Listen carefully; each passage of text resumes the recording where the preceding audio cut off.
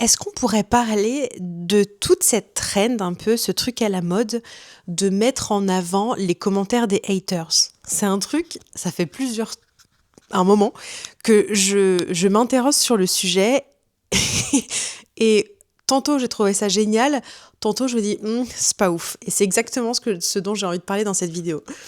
Pourquoi? Parce que sous ce sujet qui paraît hyper drôle ou juste on s'en fout, il y a quand même quelque chose de beaucoup plus profond, je trouve.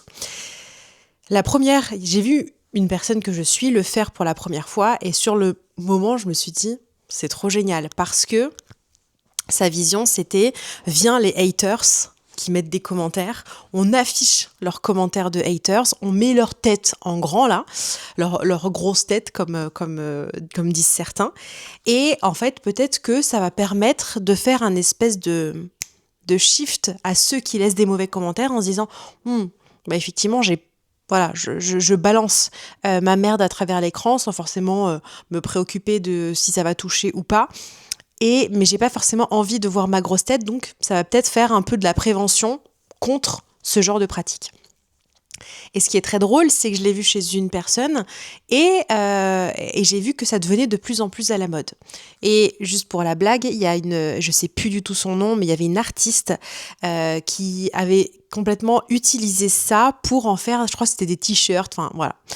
Donc c'est pas nouveau, mais je trouve qu'en ce moment, c'est peut-être moi qui me fais des idées, mais en ce moment, je trouve que c'est quand même quelque chose qui revient assez régulièrement. Et la première idée que j'ai eue, c'était vraiment ce truc, ok, ce que je viens de dire, le côté prévention, ça va peut-être faire réfléchir certains avant de publier des trucs pas ouf, etc. Parce que oui, il y a de la liberté d'expression, mais à partir du moment où tu t'attaques à un physique, où c'est de la méchanceté gratuite, il n'y a aucune utilité, à part cracher ta colère et tout ce qui va pas à l'intérieur vers l'extérieur, ça n'a pas d'utilité, et encore que ça pourrait aider les gens qui le reçoivent à s'aimer tellement que ce genre de choses ne les impacte plus. Et voilà.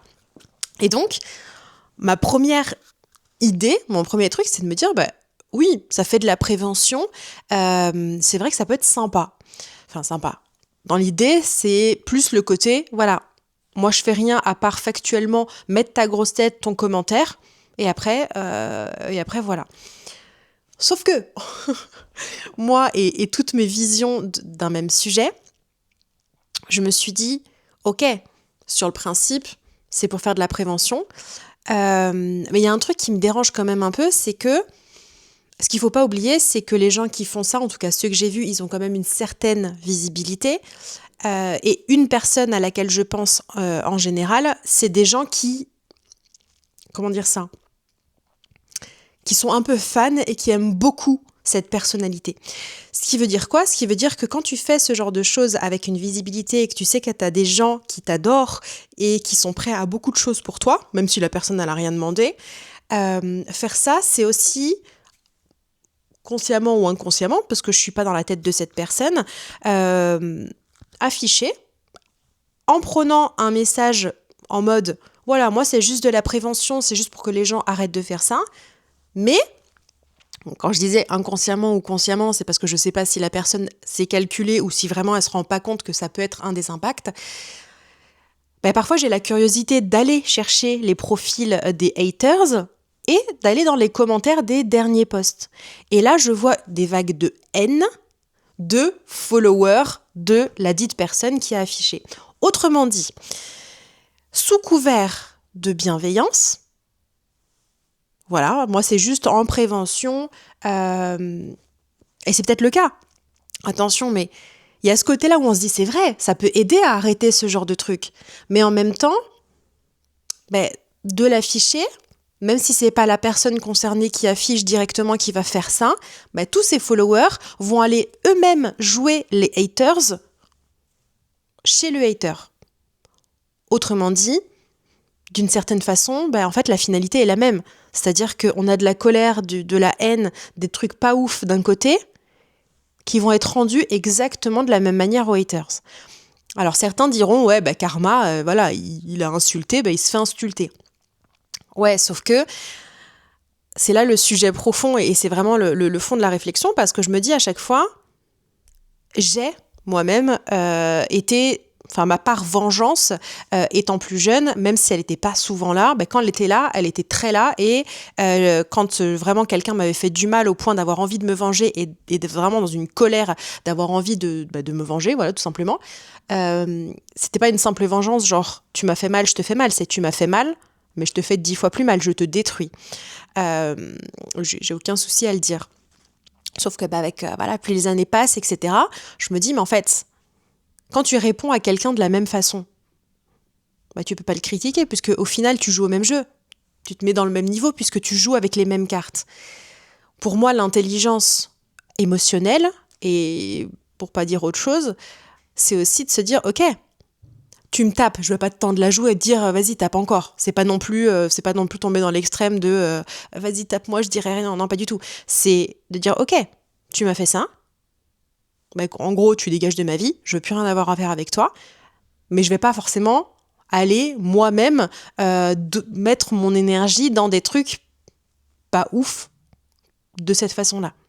Donc c'est un peu l'idée de se dire plus les années passent, plus mon côté vengeance, en fait, il a plus sa place parce que quand tu te venges, et je sais de quoi je parle, ou quand tu dis des choses méchantes, etc., quand tu répercutes ta blessure, c'est-à-dire quand tu craches ce qui t'a blessé à l'autre, ça va te détendre quoi, 3 secondes 30. Je pense qu'on a tous un ex, que ce soit un ex-compagnon, compagne, un ex-meilleur ami, enfin bref, même un membre de la famille, peu importe, un ex-collègue, peu importe. Contredisez-moi dans les commentaires si c'est pas le cas, mais en tout cas personnellement, voilà, ça te fait du bien 3 secondes 30 parce que t'as déchargé ce truc-là et t'es là ouais. Et très vite après, en tout cas pour moi, c'était la culpabilité, plein d'autres choses qui venaient et qui fait qu'au final, j'étais pas vraiment mieux parce que ma blessure et ma peine, elle était toujours là, j'avais juste craché un truc sur le moment et j'ai eu cette impression que ça faisait du bien. Bref. Donc tout ça pour dire que plus les années passent, plus en fait cette idée de vengeance flemme, je préfère m'apporter de l'amour, essayer de comprendre pourquoi ça m'a blessé, travailler sur ces trucs-là plutôt que de mettre mon temps et mon énergie à aller rendre pour me soulager 3 secondes 30. Et voilà, ça, je pense que je ne vais pas parler beaucoup plus que ça, mais c'est vraiment ce truc un peu de se dire, c'est rigolo parce que ça peut arriver dans plein d'autres domaines de vie, mais ce truc d'apparence, ça peut paraître cool, qu'effectivement, en face de la prévention, si les haters, on commence à tous les afficher, ça va peut-être diminuer ce côté-là. Mais de l'autre, c'est aussi afficher quelqu'un, et comme on met en lumière quelque chose de pas ouf chez cette personne, parce que les haters, oui, factuellement, il y en a, c'est vraiment de la connerie humaine, parce que c'est difficile de voir les choses autrement. Ça n'empêche que derrière chaque connerie humaine, il y a un humain et que il a ses propres blessures, et en l'occurrence, a priori, c'est que c'est chargé quand tu as besoin d'aller le cracher chez les autres, c'est que c'est vraiment chargé. Ça veut pas dire que ça excuse, hein. Voilà, tu peux être juste un con blessé, tu resteras un con blessé. Mais est-ce que, sous des apparences de prévention, la bonne solution, c'est d'aller le placarder sur la place du village pour que tout le monde aille jeter des tomates et au final, perpétuer un petit peu ce truc-là de saint haters, donc il mérite qu'on le tape. Du coup, pour moi, c'est pas ouf non plus, quoi. Donc voilà, j'ai envie de vous laisser sur ce débat et de prendre tous les avis sur le sujet. C'est quoi le pire ? Voilà, quand t'as un haters, c'est quoi le pire ? C'est de se dire on l'affiche parce que du coup c'est pas ouf, ou du coup on l'affiche mais comme les gens vont aller faire exactement la même chose derrière, ça veut dire perpétuer ça. Donc c'est pas ouf non plus. Voilà. De toute façon, dans tout ce qu'on fait dans la vie, il y a à partir du moment où on fait un choix de faire ou de pas faire, il y a du positif et du négatif, et il y a aussi du positif et du négatif de l'autre côté. C'est savoir où on se positionne.